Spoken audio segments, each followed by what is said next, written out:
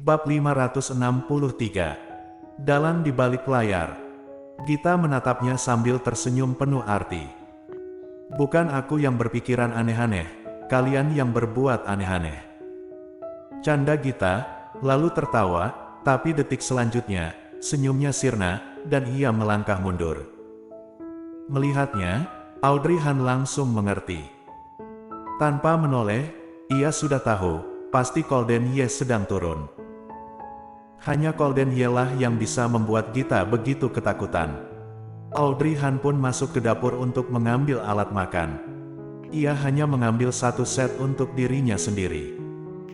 Saat duduk di sebelah Audrey Han, melihat mejanya kosong, Golden Ye mengerutkan kening dengan jengkel. Audrey Han berkata, tak ada pembantu di rumah kami. Jika kau ingin makan, ambil mangkok dan sumpitmu sendiri.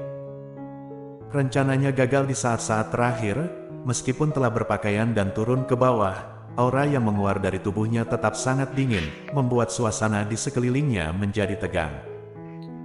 Gita mengangguk setuju mendengar perkataan Audrey Han. Tapi tiba-tiba, ia merasakan sebuah tatapan tajam yang membuatnya bergidik. Wajahnya langsung memucat.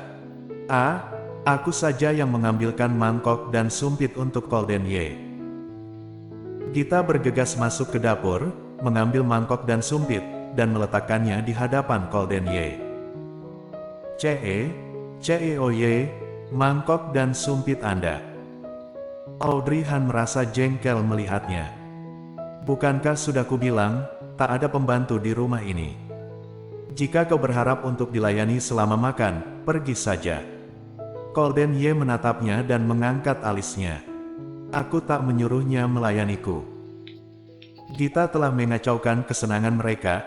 Melihat ekspresi Golden Ye, Gita tahu mereka belum sempat melakukannya. Mungkin mereka hampir melakukannya, tapi ia menginterupsi mereka. Karena itulah ia menatapnya dengan dingin dan tajam. Dengan gugup Gita menelan liur dan mengangguk, benar, Audrey, jangan salahkan Golden Ye. Ia adalah tamu di rumah kita, sudah sepantasnya kita melayaninya. Lagi pula hanya mengambil mangkok dan sumpit, tak merepotkan. Audrey Han menatap Gita dengan ekspresi tak berdaya, gadis ini sungguh pelin-pelan. Ia tak membalas. Suasana menjadi hening, mereka hanya makan. Kemanapun sumpit Audrey Han mengarah, sumpit Golden Ye juga mengarah ke sana. Bisa dibilang, ia ikut makan apapun yang dimakannya. Audrey Han tak bisa berkata-kata melihatnya. Sementara Gita, saking takutnya, ia bahkan tak berani mengambil lauk, hanya menunduk menatap nasi di mangkoknya, sambil melihat dua orang di hadapannya. Dalam hati ia berpikir, bagaimana bisa seseorang berubah begitu drastis. 5 tahun lalu, Golden Ye adalah pria yang sangat dingin dan angkuh. Tapi di hadapan Audrey Han, ia sama sekali tak menunjukkan sikap itu.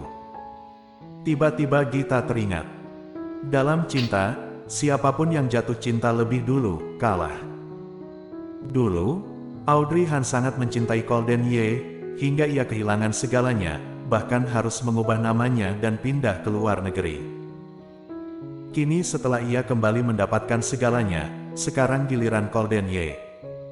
Audrey Han yang sekarang sudah tak ingin lagi berurusan dengan Golden Ye, tapi Golden Ye telah berubah pikiran, maka kini ia bersikap rendah hati di hadapan Audrey Han. Saat memikirkannya, Gita melahap nasinya dengan murung. Bukankah ini sama dengan dirinya yang menyukai Audrey Han? Meski Audrey Han telah menolaknya, ia tetap tak menyerah, seolah Audrey Han tak pernah menolaknya. Lalu, tetap lanjut menyukainya diam-diam. Dan saat ini, sikap Golden Ye bahkan lebih berani darinya, ia terus maju dan berusaha keras. Saling mencintai satu sama lain, adalah kesempatan yang sulit didapatkan. Gita tiba-tiba merasa sedih, dan ia tak lagi merasa jengkel pada Golden Ye. Setelah makan, Audrey Han membereskan meja dan masuk ke dapur sambil berkata, jika kau sudah selesai makan, pergilah. Ia mengusir tamunya tanpa sungkan. Golden Ye bangkit berdiri dan membawa piringnya ke dapur. Gita pergi ke ruang tamu dan duduk di sofa sambil menonton TV, mengganti-ganti salurannya sambil memikirkan Andri Han. Haruskah ia maju dengan berani seperti Golden Ye? Lagi pula Andri Han baru menolaknya sekali, tak perlu merasa malu, bukan? Dan saat ini ia juga belum punya kekasih, ini kesempatan yang sangat baik.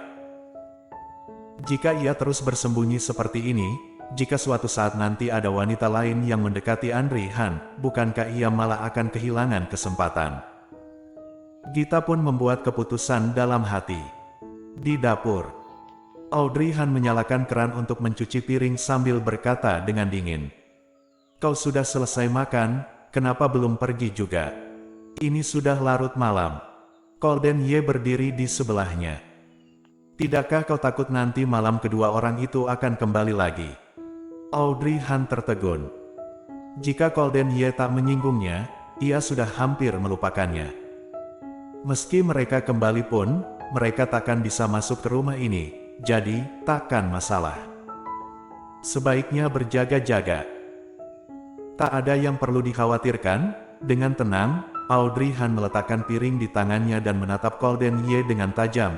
"Jika mereka kembali, aku akan merekam semua yang terjadi dan melaporkannya pada polisi."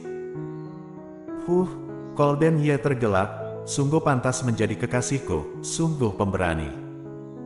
Audrey Han mendelik menatapnya, "Siapa yang kau sebut kekasihmu?" "Aku hanya punya satu kekasih, siapa menurutmu?" Audrey Han hanya diam. Mereka pasti telah mempersiapkan diri sebelum kemari. Sepertinya menelepon polisi takkan menyelesaikan masalah. Mendengarnya, dengan ekspresi serius, Audrey Han menatapnya.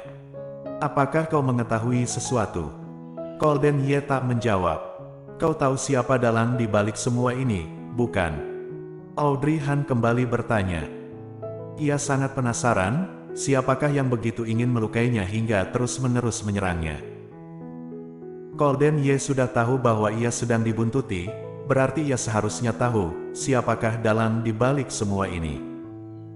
Tapi, Golden Ye menatapnya dan berkata, "Aku belum tahu, tapi aku akan menginvestigasinya. Orang ini cukup hebat." Mendengarnya, Audrey Han sudah bisa mengeliminasi banyak nama. Pasti bukan Finalin seperti kecurigaan Gita, atau Sandy Zhao. Meskipun kedua wanita itu ingin membalas dendam padanya, tapi mereka tak sekejam itu. Bisa dilihat dari perbuatan-perbuatan mereka sebelumnya, mereka hanya menggunakan cara-cara yang halus dan sederhana, tak seperti ini. Kejadian ini terlalu cepat dan tiba-tiba, dan dengan cara yang sangat kejam. Siapakah gerangan? Bersambung.